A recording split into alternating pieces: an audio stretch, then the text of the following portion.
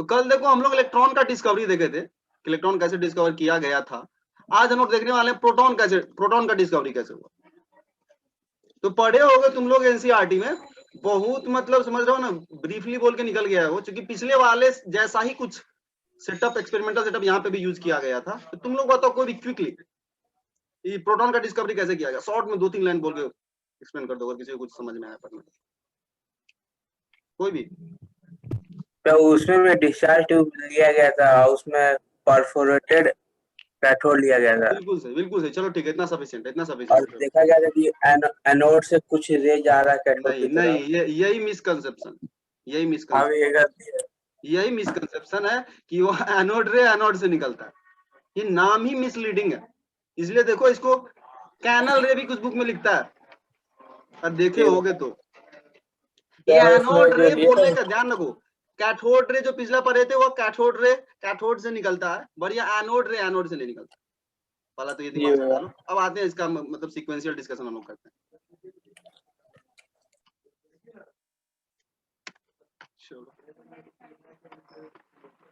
चलो देखो, अगर एक्सपेरिमेंटल सेटअप का बात करो बिल्कुल सेम है, पिछला वाला ही है, सिर्फ और सिर्फ क्या किया गया वो समझना।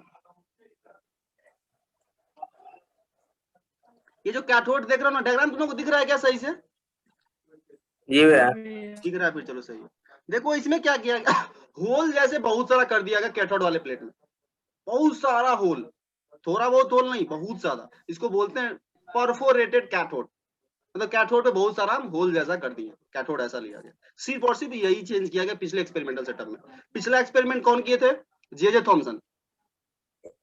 और उसी एक्सपेरिमेंट को थोड़ा सा मॉडिफाई करके, सेटअप वही रहा, सिर्फ कैथोड रे में क्या किया, थोड़ा सा होल कर दिया। और उसी एक्सपेरिमेंट को रिपीट किए गोल्डस्टीन, जिसको तुम लोग जानते हो कि डिस्कवरर ऑफ प्रोटॉन के नाम से जाना जाता है। तो उसी एक्सपेरिमेंट को, जे थॉमसन वाले एक्सपेरिमेंट को मॉडिफाई कर दिया, यही लिखा हुआ है देखोगे एनसीईआरटी में कि उसी को मॉडिफाई करके और ये डिस्कवर हो गया। कैसे हुआ समझना। यहाँ क्या है, तुम्हारे पास बहुत सारा होल है, कैथोड में बहुत सारा होल है, जिसको हम लोग बोलते हैं परफोरेटेड कैथोड, यहाँ पे लिखा हुआ है देख लो, ठीक है। अब देखो हुआ क्या, जब ऐसा किए ना, तो अब ये कैथोड के पीछे, ये जो देख रहे हो कैथोड, इसके पीछे वही चीज ग्लो ऑब्जर्व हुआ। यूं ही, यानी जो होल जब नहीं किए थे, जे थॉमसन तो बिना होल किए हुए लिए हुए थे, तो उनको कैथोड के पीछे कुछ नहीं दिख रहा था, एनोड के पीछे दिख रहा था, जो तुम लोग कल लिख के भी भेजो ऑब्जर्वेशन वगैरह में। इस केस में क्या हुआ, इनको कैथोड के पीछे कुछ ग्लो दिखने लगा, तब इनको क्या लगा, भाई कुछ एनोड की तरफ से आ रहा है, एनोड की तरफ से आ रहा है। और फिर अगर इलेक्ट्रिक फील्ड मैग्नेटिक फील्ड लगाया गया तो देखा गया कि ये जो भी पार्टिकल आ रहा है, इसका प्रॉपर्टी एग्जैक्टली अपोजिट है उसका, कैथोड रे का। कैथोड रे प्लस वाले प्लेट की तरफ जा रहा था, अट्रैक्ट हो रहा था, तो माइनस वाले की तरफ अट्रैक्ट हो रहा है, जो इलेक्ट्रिक फील्ड लगा रहे हैं। जस्ट उसका उल्टा बिहेवियर था, तो पता कर लिया कि वो निगेटिवली चार्ज था, तो उसका उल्टा ये बिहेव कर रहा था, पॉजिटिवली चार्ज होगा। ये तो हो गया, इसका मतलब जस्ट जितना बुक में लिखा हुआ है। थोड़ा सा इसमें सोचो तो क्वेश्चन ये आता है कि भाई कैथोड पे होल करने से हो क्या गया, क्या हो गया सो अचानक से, मतलब नया रे इधर से आने लगा। मतलब जो गैस किया गया था ना उसमें से, हाँ कोई गैस डिस्चार्ज ट्यूब में, हाँ, तो कैथोड रे को आयनाइज किया, जिससे इलेक्ट्रॉन से निकल गया और पॉजिटिव चार्ज बचा गया। बिल्कुल सही, तो बिल्कुल वो सही बोलना चाह रहा हो, बिल्कुल सही तुम बोलना कैथोड चाह रहे हो, बिल्कुल सही तुम बोल रहे हो, बात हम वो समझ, बिल्कुल तुम्हारा पॉइंट भी सही है। लेकिन अब मेरा क्वेश्चन ये है, जब उसको होल नहीं किया तब भी तो ये चीज होना चाहिए था यार, पिछले केस में। उसको इससे क्या फर्क पड़ता है कि मतलब होल है या होल नहीं है अंदर गैस को, तो पिछले एक्सपेरिमेंट में ये होना चाहिए था, क्यों नहीं हुआ? कोई भी बोलो, पढ़े हो बाकी लोग भी तो। हालांकि देखो ये सब बहुत ज्यादा इंपॉर्टेंट है, सिर्फ एग्जाम के लिए अगर तुम तैयारी कर रहे हो तो, बस थोड़ा सा मजे के लिए हम लोग ये कर रहे हैं, थोड़ा सा अच्छे से ये कर रहे हैं, एनालाइज कर रहे हैं इसको। क्या हो गया, अगर समझ गए, एक्सपेरिमेंट हम लोग खत्म कर दिए, कुछ नहीं, परफोरेटेड कैथोड लिया गया, ऑब्जर्व किया गया, तो दिखा कि इधर से कुछ आ रहा है और पीछे की तरफ ग्लो दिख रहा है, और उसका बिहेवियर ऑब्जर्व किया गया, तो देखा गया कि उसके अपोजिट बिहेवियर है, किसके अपोजिट, कैथोड रे के, तो बोल दिया गया ये पॉजिटिवली चार्ज होगा। ये खत्म हो गया तुम्हारा जितना बुक में जो तुम पढ़ो। पर थोड़ा सा सोचो इस पे कि क्वेश्चन ये आता है कि ये होल करने से हो क्या गया, ताकि यहाँ पे कुछ नया तुम्हें रे दिख रहा है, पॉजिटिवली चार्ज रे। पहले होल नहीं था, तो एनोड रे को मतलब कैथोड साइड जाने का जगह नहीं मिला था इसे। हाँ, एक पॉइंट ये भी कुछ हद तक लॉजिकल पॉइंट लग रहा है, बिल्कुल सही बोल रहे हो, कुछ हद तक ये लॉजिकल लग रहा है। मतलब तुम मतलब ये हुआ, अगर ये होल नहीं होगा इसका मतलब ये तुम बोलना चाह रहे हो कि पॉजिटिवली चार्ज जा रहा होगा, टकरा रहा होगा कैथोड से, लेकिन पार नहीं कर पा रहा होगा। ये तुम बोलना चाह रहे हो कि जब वो होल नहीं था तो इधर से जा तो रहा होगा प्लस वाला जो अभी एनोड तुम बोल रहे हो, लेकिन जाके टकरा रहा होगा, पार नहीं कर पा रहा होगा, तो पीछे चमक नहीं दिख रहा होगा क्योंकि होल नहीं है। नहीं बोलना चाह रहा हो? बिल्कुल सही, बिल्कुल सही आंसर। अब दूसरा बात ये समझ लो, जो कैथोड रे निकल रहा था ना यहाँ से, कैथोड से, ये सच में ये जो देख रहे हो ना एनोड रे, ये जा रहा था, टकरा रहा था उस कैथोड से और उस एनर्जी को ट्रांसफर कर रहा था और कैथोड के इलेक्ट्रॉन को निकाल रहा था। तो सच में टक्कर से निकलता है कैथोड, जो तुम पिछला पढ़े हो। मतलब पिछले केस में भी यहाँ से पॉजिटिव चार्ज वाला जो पार्टिकल है वो जा रहा था कैथोड पे, टकरा रहा था, होल नहीं था पिछले एक्सपेरिमेंट में, टकरा रहा था और वही वहां के इलेक्ट्रॉन को निकाल रहा था, टक्कर से एनर्जी ट्रांसफर कर रहा था और कैथोड के एटम का जो भी इलेक्ट्रॉन होगा उसको वो निकाल रहा था और वही इलेक्ट्रॉन पे मूव कर रहा था बाहर, और तुम बोल दिए उसको क्या, कैथोड रे। तो सच में कैथोड रे प्रोड्यूस कैसे होता है, कल एग्जैक्ट में उस पॉइंट को नहीं बोले थे, ये ध्यान रख लो। होता क्या है कैथोड रे वाले में भी, यहाँ से इलेक्ट्रॉन एक्चुअली निकल रहा है कैथोड रे में। कैसे निकल रहा है, जो बीच में होता क्या समझो, दोनों का मैकेनिज्म सेम है, होल करने का यही, और स्पेस उसको मिल जा रहा है, टक्कर कर ही नहीं पा रहा, जा रहा है, टक्कर हो नहीं रहा, आराम से क्रॉस कर जा रहा है। पिछले केस में टक्कर हो रहा था, तो पिछले केस में देखो होता क्या है, अंदर में तो बस गैस है। ये दोनों जो हम अभी बोल रहे हैं पॉइंट, ये दोनों एक्सपेरिमेंट के लिए होल्ड कर रहा है, दोनों एक्सपेरिमेंट लगभग सिमिलर ही बोल सकते हैं, कुछ डिफरेंस खास है नहीं, तो मैकेनिज्म तो डिफरेंट नहीं होना चाहिए। लो प्रेशर इसमें भी ले रहे हो, हाई वोल्टेज इसमें भी लोगे, सब कुछ लोगे, होगा क्या देखो, इसमें जो गैस होता है ना, गैस का भी एटम होगा। जब तुम हाई वोल्टेज लगाते हो, होता क्या है, उसके अंदर जो गैस है ना, उसका इलेक्ट्रॉन रिमूव हो जाता है, उसको आयोनाइजेशन एनर्जी मिल जाता है इस वोल्टेज के कारण। क्या हुआ, वो गैस किस में कन्वर्ट हो गया, आयन में कन्वर्ट हो गया। अगर तुम इसके अंदर सपोज करो हाइड्रोजन गैस लेके एक्सपेरिमेंट कर रहे हो, तो हो क्या रहा है समझो, हाइड्रोजन का एटम या H2 मॉलिक्यूल जो भी बोल लो, वह क्या हो रहा है, डिसोसिएट हो रहा है, एक इलेक्ट्रॉन रिमूव हो रहा है। क्यों रिमूव हो रहा है, कहां से एनर्जी आ रहा है इसको, इस हाई वोल्टेज के कारण, और यह H+ में कन्वर्ट हो रहा है आयन में। तो यह पॉजिटिव आयन पिछले केस में भी बन रहा है कैथोड रे वाले में भी, और यहाँ भी बन रहा है, ये दोनों में सेम है, कुछ डिफरेंस नहीं है। हो क्या रहा है वो समझो। अब H+ जो बना ना, ये जाने लगता है, मूव करने लगता है कैथोड की तरफ, पिछले एक्सपेरिमेंट में भी, इस एक्सपेरिमेंट में भी। बस पिछले एक्सपेरिमेंट में क्या हुआ था, यहाँ पे तुम होल नहीं किए हुए थे, ये गया इस कैथोड रे कैथोड रे बोले सॉरी, इस कैथोड जो इलेक्ट्रोड है उसे टकराया, इसके अंदर जो इलेक्ट्रॉन था उसको एनर्जी दिया, और वो एनर्जी लेकर के वो इलेक्ट्रॉन बाहर आ गया। वो इलेक्ट्रॉन फिर इस दोनों प्लेट के बीच सच में इलेक्ट्रिक फील्ड क्रिएट हो जाता है, उस इलेक्ट्रॉन को वो इलेक्ट्रिक फील्ड खींच के लाता है एनोड की तरफ, उस इलेक्ट्रॉन को जो टक्कर से निकला है। हाँ। ये बता रहा है डिटेल, मतलब हो क्या, होता कैसे कैथोड रे निकल रहा है। दूसरे केस में क्या होता, तुम होल कर दिए तो भाई ये गैस तो आयोनाइज यहाँ पे भी होगा, ऐसा कुछ नहीं होगा, आयोनाइज गैस आयोनाइज होगा, ये पॉजिटिव आयन जाएगा कैथोड की तरफ, बट क्योंकि उसमें होल है वो क्रॉस कर जाएगा, क्रॉस कर जाएगा तो पीछे तुमको दिखेगा कि भाई कुछ चमक आ रहा है। और तुम इसी को बोल रहे हो, ये जो देख रहे हो आयंस, इसी को तुम बोल रहे हो कैनल रे या एनोड रे। यह कहां से बन रहा है, अंदर के गैस के आयोनाइजेशन से बन रहा है, एनोड से नहीं बन रहा है। तो कैथोड रे कैथोड से प्रोड्यूस होता है, लेकिन एनोड रे एनोड से प्रोड्यूस नहीं होता है। ये अंदर के गैस के आयोनाइजेशन से जो आयन बना, उसी के मूवमेंट को हम लोग बोल दिए, पॉजिटिव मूव कर रहा है तो बोल दिया एनोड रे। बट ये एनोड रे जो टर्म है ये मिसलीडिंग है, एनोड इसको बोलना नहीं चाहिए, इसलिए कुछ बुक वाला कैनल रे लिखता है, बट ये भी नाम यूज होता है। बट इस नाम से ये कंफ्यूज मत होना कि ये एनोड रे से प्रोड्यूस होता है। ये प्रोड्यूस कहां से हो रहा है, अंदर के गैस के आयोनाइजेशन से। और गैस आयोनाइज कैसे हो रहा है, उसका इलेक्ट्रॉन कौन रिमूव कर रहा है, ये जो हाई वोल्टेज लगा है उससे, हाई वोल्टेज के सप्लाई से। हाई वोल्टेज बोलने का लॉजिक यही था एक्चुअली, इतना तगड़ा इलेक्ट्रिक फील्ड बीच में आ जाएगा ना हाई वोल्टेज से, कि मतलब उसका जो इलेक्ट्रॉन वगैरह रिमूव होना शुरू हो जाएगा गैस का। तो ये तुम्हारा कैनल रे हो गया। अगर इस डायग्राम में देखो सही से, अच्छा ये डायग्राम थोड़ा सही नहीं बनाया, सही नहीं क्या मतलब, एक्चुअली हो क्या रहा है देखो, इस केस में भी सोचो गौर से, इस केस में भी थोड़ा बहुत कैथोड रे प्रोड्यूस हो रहा होगा इस एक्सपेरिमेंट में, क्योंकि होल किए हो तो कहीं ना कहीं भी तो जगह होगा ना, कहीं ना कहीं टक्कर थोड़ा बहुत होगा ही होगा यार, समझ रहे हो। तो कुछ बुक में देखना तुम्हें लिखा हुआ मिलेगा, बीच में दिखाएगा थोड़ा बहुत कैथोड रो भी निकल रहा होता है, ऐसा नहीं निकल रहा होता। चीज तुम होल की हो तो पूरा होल ही तो ही ना कर दो, कहीं कहीं होल की हो, जहां जहां होल की हो वहां से तो पार कर जाएगा तुम्हारा ये चार्ज आयन कटायन। पर जहाँ पे होल नहीं है, कुछ गैप कहीं पे तो ऐसा भी हो जहाँ पे होल नहीं हो, वहां पे अगर गया टकराएगा तो वहां से कुछ इलेक्ट्रॉन को भी वो निकाल देगा। मतलब कुछ हद तक यहाँ पे कैथोड रे भी निकल रहा होगा, नेग्लिजिबल बोल दो अगर बोलना है तो। लेकिन ज्यादा तुम्हारा क्या होगा, सारा का ज्यादातर जो यहाँ से जाएगा चार्ज कटायन बोल दो, उसका जो भी बीम जाएगा वो सारा का सारा क्रॉस कर जाएगा कैथोड से, क्योंकि होल तुम कर दी और वो फिर पीछे की तरफ तुमको ग्लो दिखे। ठीक है, तो यही लॉजिक है, समझ लो। पिछले केस में यही हो रहा था, इस केस में भी यही हो रहा है। कोई पूछे कैथोड रे कैसे प्रोड्यूस होता है तो बोलना, क्योंकि जब हाई वोल्टेज लगाते हैं, दोनों में ये बात सही है, अंदर में आयन ये गैस है लो प्रेशर पे, हाई वोल्टेज के कारण वो जो गैस का एटम वो आयोनाइज हो जाता है, उसका इलेक्ट्रॉन रिमूव हो जाता है। देखो इलेक्ट्रॉन रिमूव हो गया, और वो रिमूव होने के कारण पॉजिटिव आयन बनाता है, वो पॉजिटिव आयन फिर कैथोड की तरफ जाता है। अगर कैथोड में होल होगा तो पार कर जाएगा, नहीं होल होगा जो पिछले केस में था तो वो टकराएगा और उसके इलेक्ट्रॉन को रिमूव कर देगा, और वही इलेक्ट्रॉन जो रिमूव हो रहा है उसको तुम बोल रहे हो कैथोड रे। और दूसरे केस में क्या हो रहा है, पार कर जा रहा है, टक्कर हो ही नहीं पा रहा है ज्यादा, तो उसको तुम बोल रहे हो एनोड रे।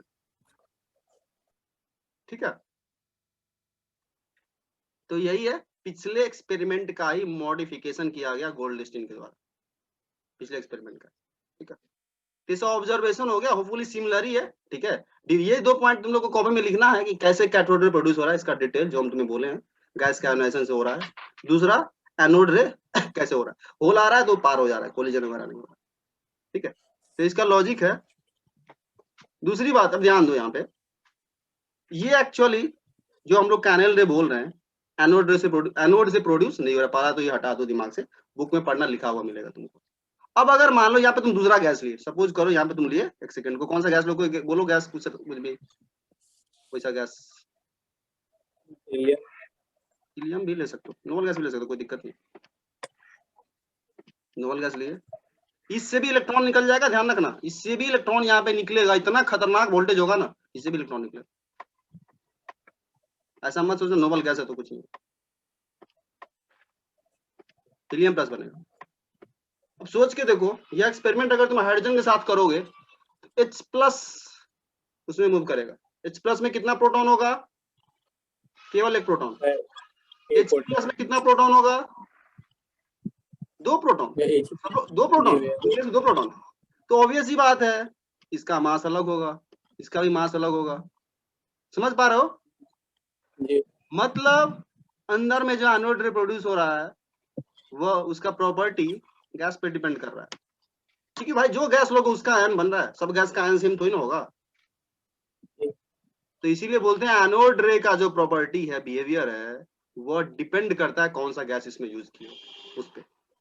दूसरा, एनोड रे एनोड से प्रोड्यूस नहीं होता है, गैस के आयोनाइजेशन से प्रोड्यूस होता है। प्रॉपर्टी उसका ये अंदर में कौन सा गैस लिया उस पर डिपेंड कर रहा है। इसका मास भी अलग अलग आएगा, मास भी अलग, ये भारी होगा, G+ ज्यादा भारी होगा, जिसमें 2 प्रोटॉन है, न्यूट्रॉन भी अलग अलग है। तो सच में यहाँ पे देखो, इस एक्सपेरिमेंट में सच में बोलो तो एग्जैक्टली प्रोटॉन का डिस्कवरी नहीं हुआ, ग्रुप ऑफ प्रोटॉन्स बोल सकते हो।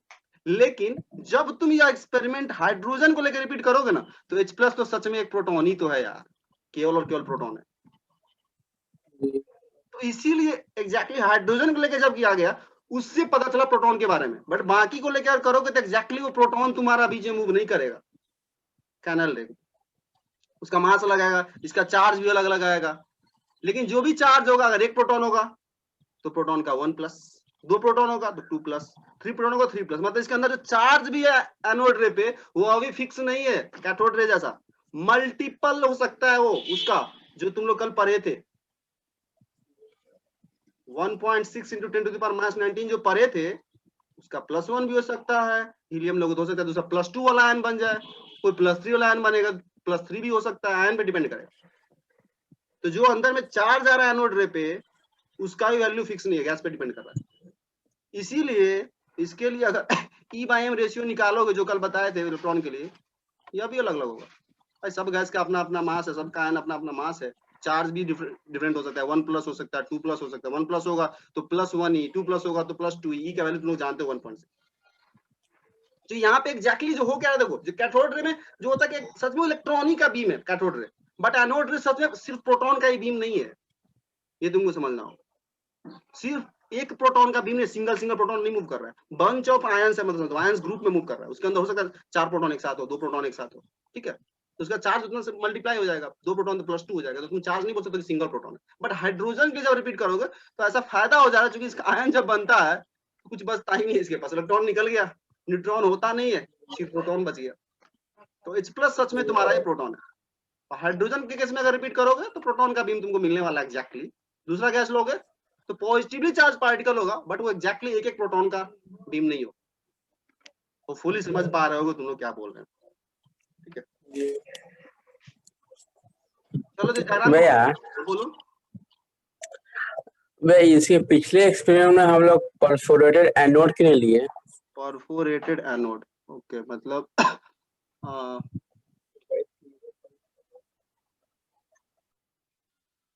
देखो अच्छा क्वेश्चन है, क्वेश्चन अच्छा है। इसका हमको जो फिलहाल आंसर दिख रहा है वो देखो क्या है, वो ये है, ये क्वेश्चन बिल्कुल सही है। इधर से जो कैथोड रे का इलेक्ट्रॉन जा रहा है वह भी तो जाकर के टकरा सकता है एनोड के प्लेट से, और टकराए और फिर उसके इलेक्ट्रॉन को निकाले, मन में आ सकता है सोचोगे तो। लेकिन उसका देखो होगा क्या, अगर यह एनोड से गया, टकराया, टकरा तो गया, बट वहां से जो इलेक्ट्रॉन निकलेगा भी, अगर बाय द वे प्लेट से निकलने की कोशिश भी करेगा, उसको खींच के इधर लाएगा कौन? इलेक्ट्रिक फील्ड है अपोजिट डायरेक्शन में। इसी को तो अभी अच्छे से लिंक नहीं कर पा रहा होगा, हो सकता है।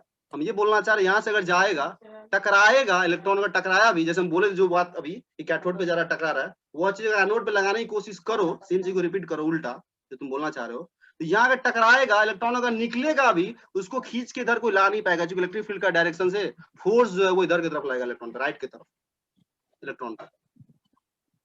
एक ये बात। और अगर परफोरेट एनोड लेते हैं तो क्या एक्सपेरिमेंट में होगा, गेस करो तुम लोग पर, ये सोचने वाला बात है, खुद से तुमको सोचना होगा, बुक में कहीं लिखा हुआ तुमको मिलेगा नहीं सारा का सारा कैसे। और लेंगे परफोरेटेड तो क्या होगा, क्या होना चाहिए, जस्ट गेस करो। और लेते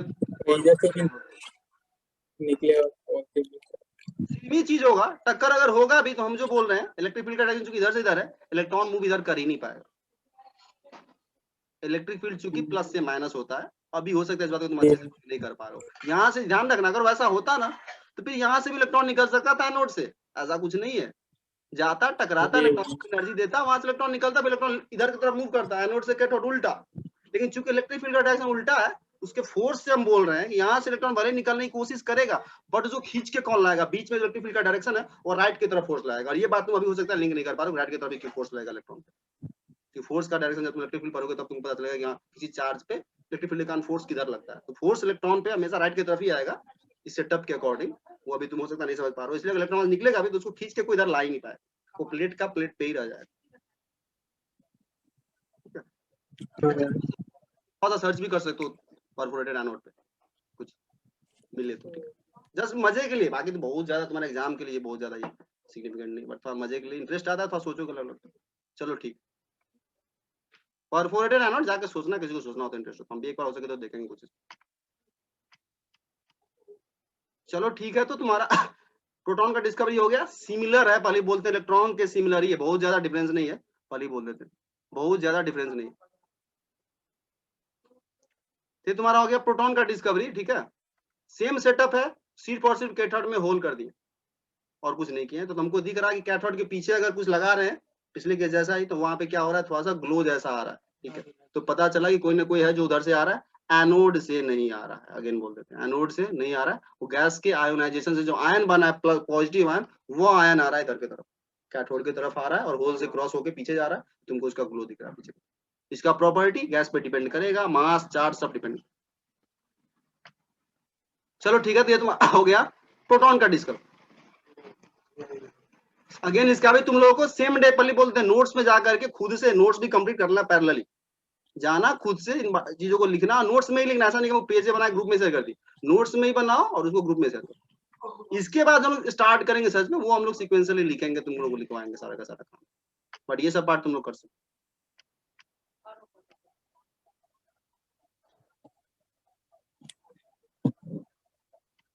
अब है अपने पास डिस्कवरी ऑफ न्यूट्रॉन, एक लाइन मात्र तुम्हारे एनसीईआरटी में दिए हुआ है इसको लेकर के, बस डिस्कवरी ऑफ न्यूट्रॉन।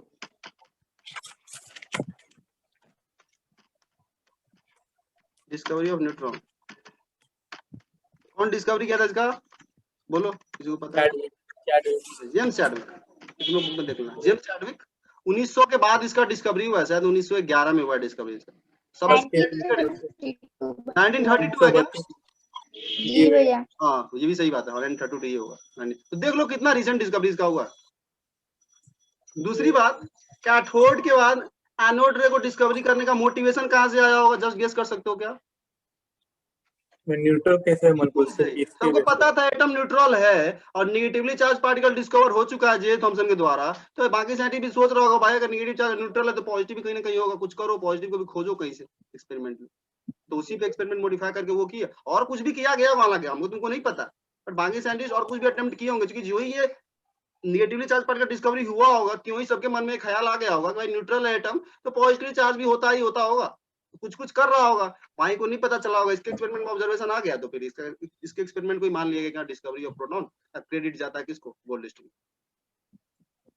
और दूसरी बात देखो, ये तुम लोग को बोले हैं अंदर में एग्जैक्टली प्रोटॉन नहीं आ रहा है, हाइड्रोजन केस में प्रोटॉन आ रहा है, बाकी केस में क्या बंच ऑफ चार्ज आ रहा है तुम्हारे पास, इसीलिए बाद में कुछ लोग कुछ जगह ये लिखा हुआ तुमको मिलता है कि प्रोटॉन का डिस्कवरी का क्रेडिट गोल्डस्टीन को नहीं देना चाहिए, रदरफोर्ड के अल्फा स्कैटरिंग एक्सपेरिमेंट को देना चाहिए। कुछ लोग ऐसा बोलता है, कुछ लोग ऐसा बोलता है, और कभी कभी ऐसा हुआ भी हुआ है, क्वेश्चन कहीं कहीं पूछा गया है कि प्रोटॉन का डिस्कवरी कौन किया है, तुम गोल्डस्टीन लगाओगे गलत हो जाता है आंसर, वो रदरफोर्ड को ट्रू मान लेता है। तो कुछ टेक्स्ट में ऐसा लिखा हुआ होता है कि डिस्कवरी ऑफ प्रोटॉन का क्रेडिट रदरफोर्ड को देना चाहिए, क्योंकि एक्चुअली हम लोग प्रोटॉन को नहीं ले रहे, चार्ज उसका एग्जैक्टली प्रोटॉन के इक्वल टू नहीं है, लेकिन हम लोग को अपने लेवल मान के चलना है कि गोल्डस्टीन ने डिस्कवरी किए हुए थे इस एक्सपेरिमेंट से इसका प्रोटॉन का। बट ये भी तुमको बता दिए, कहीं कहीं पढ़ोगे तुमको लिखा हुआ मिलेगा कि the discovery of the credit of discovery of proton goes to ये रदरफोर्ड, ऐसा कुछ लिखा हुआ तुमको मिलेगा जो आगे पढ़ोगे तो। यार नाम भी क्या रदरफोर्ड ही दिया था प्रोटॉन का नाम। हाँ नाम भी वही, बिल्कुल से बोल, नाम भी वही दिए हुए थे, नाम भी वही दिए हुए थे, और ये भी एक बोले तुमको ना इसके अंदर जो है एग्जैक्टली प्रोटॉन नहीं है, उसको तुम बोल सकते हो कुछ हद तक प्रोटॉन, बट एग्जैक्टली प्रोटॉन कहाँ है यार, वो तो कटायन है। तो इस सेंस में भी मतलब एग्जैक्टली ये बोलता नहीं कि इसी से एग्जैक्टली प्रोटॉन का डिस्कवरी हुआ, बट ठीक है कुछ लेवल तक बोल सकते हो कि प्रोटॉन ही है वो, क्योंकि अगर हाइड्रोजन गैस लेते हो H+ बनेगा, और H+ कुछ नहीं है, वो सबसे में एक प्रोटॉन है, ना न्यूट्रॉन है उसमें ना इलेक्ट्रॉन है, सिर्फ प्रोटॉन है। तो वहां से बोल सकते हो क्या अगर हाइड्रोजन गैस पे एक्सपेरिमेंट रिपीट करें तो प्रोटॉन का ही तुम्हें मिलेगा, H+ क्या है प्रोटॉन, जस्ट बोल दिया, बट हम लोग गोल्डस्टीन को ही लेके चलेंगे, डिस्कवरर ऑफ प्रोटॉन। चलो ठीक है, इस पे आ जाओ। अब और डिस्कवरी ऑफ न्यूट्रॉन पे, इसका देखो डिस्कवरी कैसे हुआ, पढ़े होगे एनसीईआरटी में, एक लाइन लिखे हुआ है, वही हम करने वाले, ज्यादा इस पे टाइम लगाएंगे नहीं। देखो क्या दिया हुआ है, पढ़े हो गया कोई?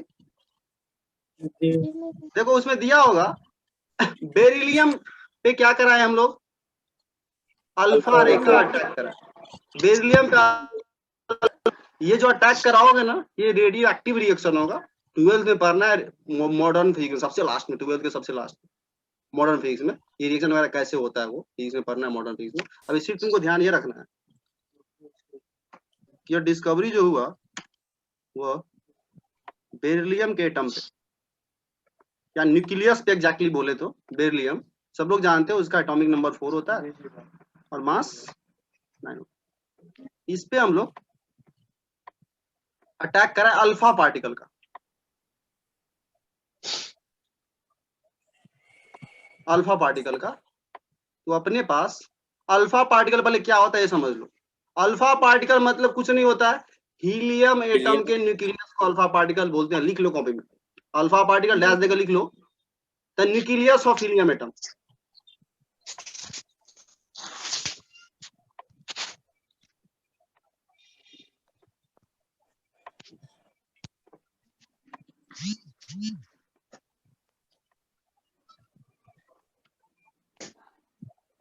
जस्ट रिएक्शन फॉर्म में लिख रहे हैं, एनसीईआरटी में लैंग्वेज में लिखा है उसमें रिएक्शन लिख के बता रहे हैं, ये रेडियो एक्टिव रिएक्शन हम लिख रहे हैं। देखो रेडियो एक्टिव रिएक्शन में होता क्या है समझो, रिएक्टेंट में तुम्हारे पास कोई एलिमेंट रहेगा और प्रोडक्ट में कोई और एलिमेंट बन जाएगा, मतलब हाइड्रोजन प्लस ऑक्सीजन वाटर बना रहा है, तो तुम प्रोडक्ट में भी देख रहे हो हाइड्रोजन ऑक्सीजन ही है ना, बट इसमें ऐसा नहीं होता है, एलिमेंट ही चेंज हो जाता है। कन्वर्जन ऑफ एलिमेंट इसको बोलते हैं कि भाई रिएक्शन कर रहा है बेरिलियम का और बन जा रहा है कार्बन। तो ये जो रिएक्शन होगा तो प्रोडक्ट बनेगा इसमें कार्बन C612 प्लस एक जो पार्टिकल है न्यूट्रॉन बनेगा, जिसपे चार्ज होगा 0, जानते हो तुम लोग, और इसका मास होता है 1 यूनिट लेके चलते हैं हम लोग। तो यही है रिएक्शन जिसके हेल्प से चार्डविक क्या किए, इस न्यूट्रॉन का डिस्कवरी की। क्या करा है, बेरिलियम के न्यूक्लियस पे अल्फा अटैक, इसको बोलते हैं अल्फा अटैक। इधर बीटा अटैक भी होता है, बीटा अटैक, गामा अटैक, 3 तरह का अटैक होता है पढ़ोगे मॉडर्न फिजिक्स में। अल्फा अटैक करा है तो बेरिलियम कन्वर्ट हो गया कार्बन में, और प्लस एक पार्टिकल बना होगा जिसको फिर क्या किए, इलेक्ट्रिक फील्ड मैग्नेटिक फील्ड से पास करा के देखे होंगे। ये वाला जो देख रहे हो, ये जो निकला, इसका चार्ज 0 कैसे, ये कैसे पता चला, इसको क्या किया गया, इलेक्ट्रिक फील्ड और मैग्नेटिक फील्ड से पास कराया गया, देखा गया कि भाई इसमें कोई फर्क ही नहीं पड़ रहा है, न्यूट्रॉन पे कोई फर्क ही नहीं पड़ रहा है, तो मतलब इसमें चार्ज नहीं रहा होगा, क्योंकि अगर चार्ज रहता तो इलेक्ट्रिक फील्ड मैग्नेटिक फील्ड में डेविएट होता, अपने रास्ते से डेविएट होता, फोर्स एक्सपीरियंस करता, बट ये इलेक्ट्रिक फील्ड मैग्नेटिक फील्ड में फोर्स एक्सपीरियंस ही नहीं कर रहा, सीधा चल रहा है, स्ट्रेट लाइन में चल रहा है, इसका मतलब चार्ज 0 है, मतलब ये न्यूट्रल है, और इसी न्यूट्रल से क्या किया, न्यूट्रॉन नाम दे दी। ठीक है, न्यूट्रॉन नाम, यही है मतलब इसी। मास 1 कैसे डिसाइड हुआ, मास 1 हो? देखो एग्जैक्टली एक्सपेरिमेंट तो किसी बुक में नहीं लिखा हुआ है, बट आजकल में अपने पास टेक्निक है, एडवांस टेक्निक है, तुम इलेक्ट्रॉन प्रोटॉन का डायरेक्ट मास भी निकाल सकते हो स्पेक्ट्रोस्कोपी के हेल्प से। आज का अगर बात करो तो, और उस टाइम एग्जैक्टली कैसे निकाला होगा ये तो हम डायरेक्टली तुमको नहीं बोल सकते कि मास कैसे निकाला गया होगा, डायरेक्टली तो नहीं बोल सकते। रिएक्शन बैलेंस किया होगा, ये रिएक्शन बैलेंस में बात मास बोल सकते, हाँ बोल सकते हो, ये भी एक चीज बोल सकते हो, ये भी एक चीज बोल सकते हो कि अगर मास यहाँ पे 13 है, 12 इसका है, तो भाई एक गया का एक मास इसका होना चाहिए, ये भी एक लॉजिक है। बट उस टाइम वो लोग एग्जैक्टली कैसे, क्यों कोई जरूर नहीं एग्जैक्टली यही किए होंगे, हम तुम ऐसे बोल रहे हो देख करके ऐसा कुछ भी बोला जा सकता है, बट एग्जैक्टली वो लोग कैसे डिसाइड किए होंगे डायरेक्टली नहीं बोल सकते हम लोग, तो नहीं बोल सकते जब तक अनलेस एंड किसी बुक में तुमको सही से लिखा हुआ ना मिले। बट इस पे तुमको दिया हुआ नहीं रहता है कि इसका मास कैसे, किस एक्सपेरिमेंट से निकाला गया, प्रोटॉन का मास किस एक्सपेरिमेंट से निकाला गया, ऐसा कुछ तुमको लिखा हुआ जनरली मिलेगा इन टेक्स्ट में। ठीक है, तो देखो एलिमेंट कन्वर्ट रेडियोएक्टिव रिएक्शन होता है, मॉडर्न फिजिक्स में पढ़ोगे। तो ये जो नया पार्टिकल बना, ध्यान रखना, चार्ज 0 ऐसे पता किया गया कि इलेक्ट्रिक मैग्नेटिक फील्ड से पास कराया गया, नो डेविएशन, मतलब इसमें कोई चार्ज नहीं है तभी ये डेविएट नहीं, इलेक्ट्रिक फील्ड और मैग्नेटिक फील्ड, क्योंकि ध्यान रखना इलेक्ट्रिक फील्ड और मैग्नेटिक फील्ड अगर लगाओगे, कोई भी चार्ज ऑब्जेक्ट इलेक्ट्रिक फील्ड और मैग्नेटिक फील्ड में अपने आप को फोर्स एक्सपीरियंस करता है, जैसे समझो कितना फोर्स एक्सपीरियंस करता है, ये फिजिक्स का बात है, पढ़ोगे तुम, डायरेक्शन वगैरह कितना वैल्यू होता है वो सब कुछ। ठीक है, तो ये तुम्हारा यहाँ पे हो जाता है खत्म, डिस्कवरी ऑफ सब एटॉमिक पार्टिकल्स, जेम्स चार्डविक इसका डिस्कवरी किया था। ठीक है, तो अब हम लोग देखो गौर से इसको हम कर देते हैं क्लोज।